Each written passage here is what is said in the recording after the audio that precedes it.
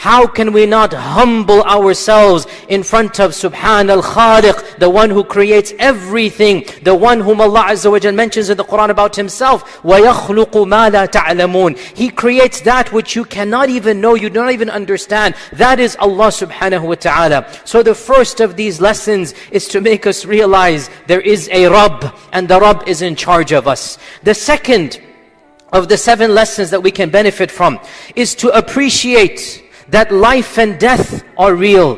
Why?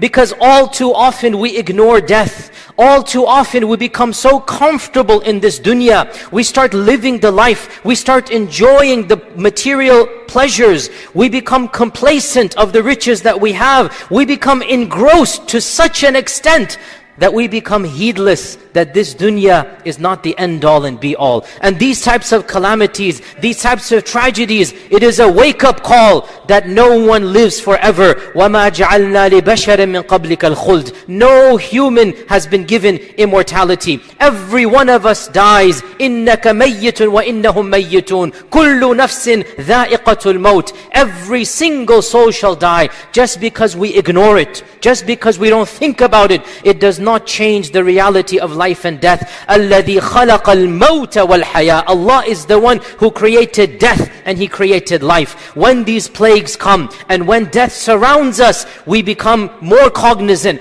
Our hearts that might have been hard become soft. Our minds who only think of the dunya, we start thinking of the akhirah. And if this type of calamity makes our hearts that were hard soft, then this is a blessing and not a calamity. If this calamity wakes us up from the slumber of the dunya and makes us realize that all of life is temporary, then it is wallahi not a calamity, but it is a blessing in disguise. This is the second benefit we gain from our mortality. Life is not permanent. Death is around the corner. As Abu Bakr as-Siddiq radiallahu anhu said, every single day we all wake up and death is closer to us than our shoe strap that is on our toe. Our death is closer to us. Every day we wake up and we do not know when we are going to die. So these types of calamities rub the point home that life is not eternal and only Allah Azza wa Jal knows when we are going to die. The third blessing we can see, the wisdom that we can extract from what we see around us, is the notion that some people are better than others. And the fact that this virus attacks all of humanity equally.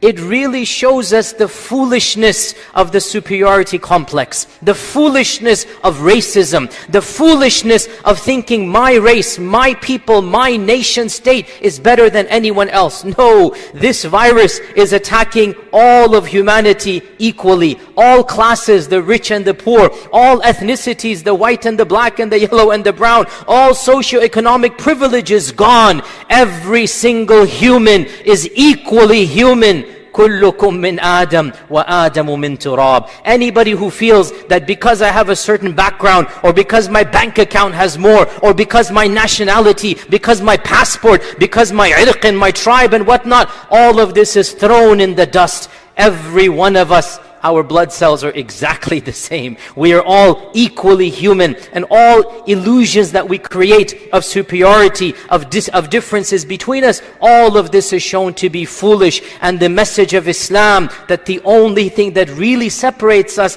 is in the eyes of Allah, and that is through taqwa. In this world, we are all equally human. And so, this virus and the scare that it is generating, in fact, should make us realize the truth of our religion of Islam when it tells us that every one of us is equally human. All of us have come from the same origin.